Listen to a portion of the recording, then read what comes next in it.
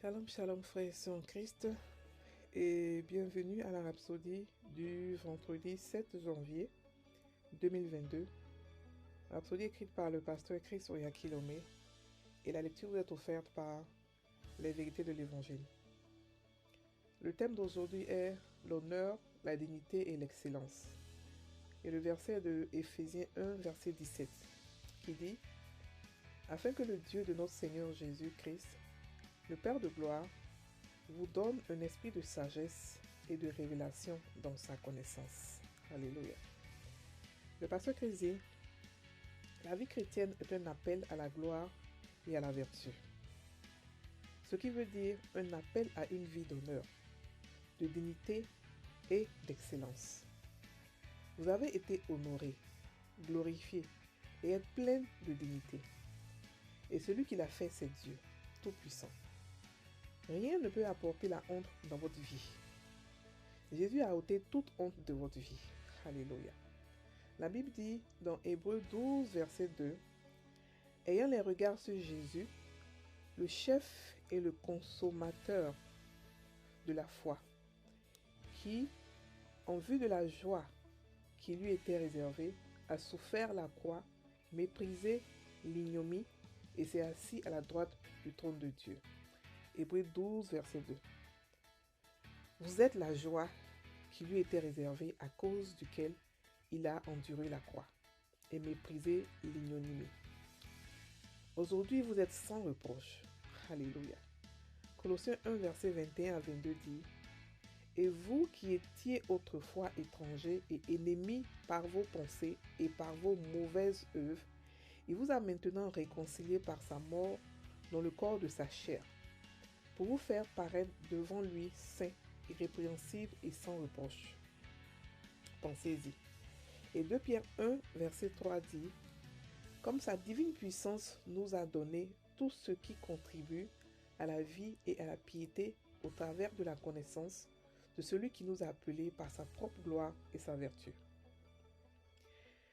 Fin du verset. Dans son épître précédent, dans 1 Pierre 1, verset 11, il a parlé des souffrances de Christ et de la gloire qui y doit suivre. Ne vous donnez pas d'autre choix que de vivre une vie de gloire, d'honneur et de dignité. Quelles que soient les difficultés, les injustices ou les persécutions, Christ en vous, l'espérance de la gloire.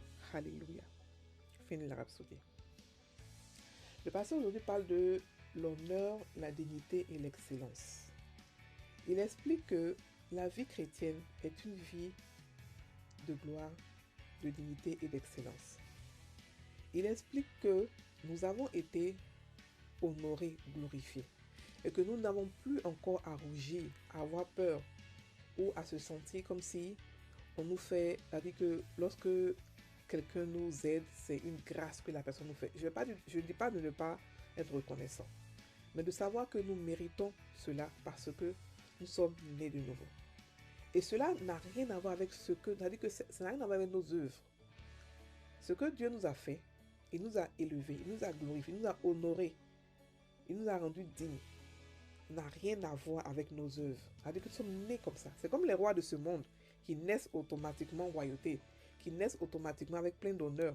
C'est comme ça que nous aussi, nous sommes les rois de ce monde, des rois spirituels, mais nous naissons avec toute la dignité, l'excellence et l'honneur qui va avec. Pourquoi?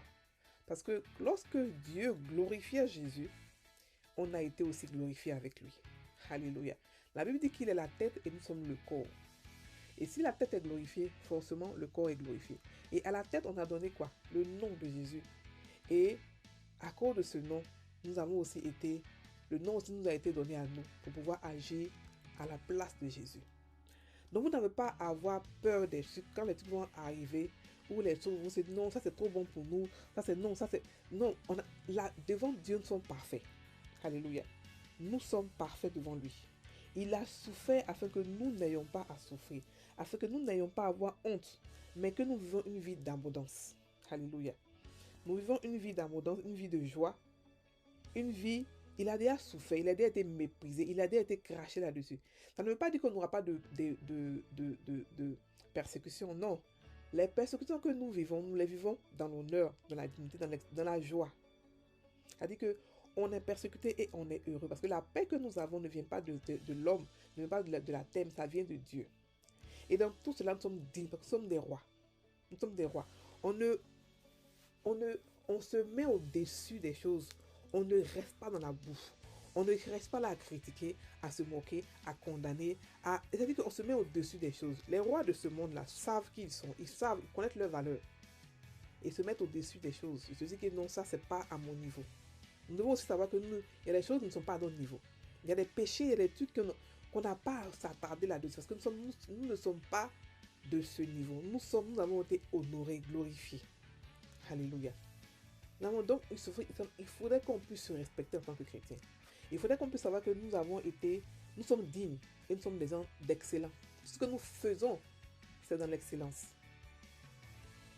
Tout ce que nous faisons, c'est dans l'amour, c'est dans la dignité, c'est dans l'honneur. Voilà, nous sommes intègres. Nous ne nous mélangeons pas avec la racaille pour aller faire des vols, pour aller tuer, pour aller faire des choses inutiles. Quand nous nous mélangeons avec les gens, c'est pour pouvoir apporter la solution, c'est pour pouvoir apporter l'amour, c'est pour pouvoir apporter la compassion, la guérison, les miracles. C'est pour ça que nous nous mélangeons avec les gens. Sinon, on n'est pas gonflé. Ça ne veut pas dire qu'on doit être gonflé et on doit croire qu'on est au-dessus de tout le monde. Non. Ça veut dire seulement que même dans les problèmes, on doit savoir que nous sommes des dignitaires. Nous sommes des rois. Et on affronte les problèmes avec dignité. On affronte les problèmes avec un esprit calme. Parce qu'il a souffert afin que nous ne puissions pas souffrir. Il a supporté la croix. Il a supporté la honte. Il a supporté tout ce que nous pouvons imaginer. Pour ne pas que nous ayons à supporter cela. Donc lorsque tous ces choses-là veulent venir nous encombrer, dites-leur que non, je n'ai pas à souffrir ce que j'ai déjà souffert. Jésus a déjà souffert. Quand il souffrait, moi aussi j'ai souffert. La Bible dit quand il a été humilié, j'étais aussi avec lui. Quand il a vaincu Satan, j'étais aussi avec lui. Donc je n'ai pas à souffrir ça 2 fois. Non. Une seule fois j'ai souffert, c'est fini. Même si je ne me rappelle pas, même si je n'étais pas là, la Bible me dit que j'étais là, donc j'étais là-bas. Donc je n'ai pas à souffrir 2 fois des choses que Jésus a déjà souffert. Donc je prends les choses avec hauteur, avec dignité, avec honneur. Et tout ce que je le fais excellemment parce que l'esprit qui est en moi est plus grand que l'esprit qui est dans ce monde. Alléluia. Et la Bible dit que tout est à nous. Tout est à nous. En tout cas, c'est un verset qui me plaît beaucoup parce que ça englobe toutes les prières. Tout est à nous. Il n'y a pas de prière qui est cachée devant. Tout est à nous. Tout est à nous, les chrétiens. Tout est à nous qui avons accepté Jésus comme Seigneur. Tout est à nous, la nouvelle création. Alléluia. Donc, la Bible dit que dans 2 Pierre 1, verset 3, que comme sa divine puissance nous a donné tout ce qui contribue à la vie et à la piété.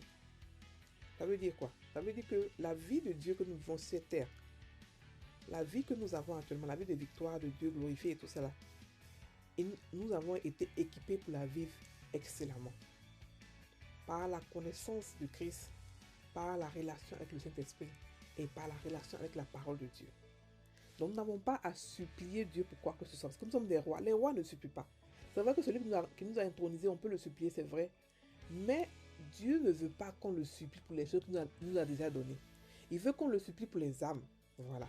Mais pas pour des choses qu'il nous a déjà données. Il nous a déjà tout donné.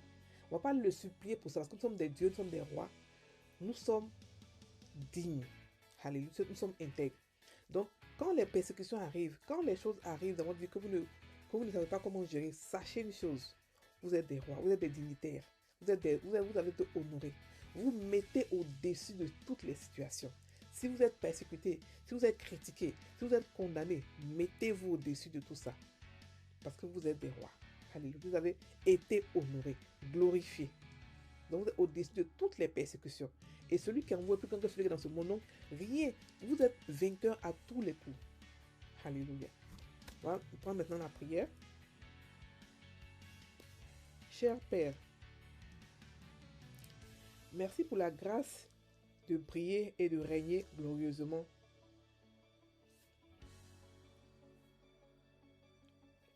Dans la vie et par la justice. Je fais connaître tes louanges et je manifeste ta gloire sur la terre. Ma vie est une vie de gloire et d'excellence. dépourvu de reproches, de mépris et d'aversion. Dépourvu du péché et de ses effets. Amen. Passez une bonne journée, frères et sœurs en Christ. Soyez bénis.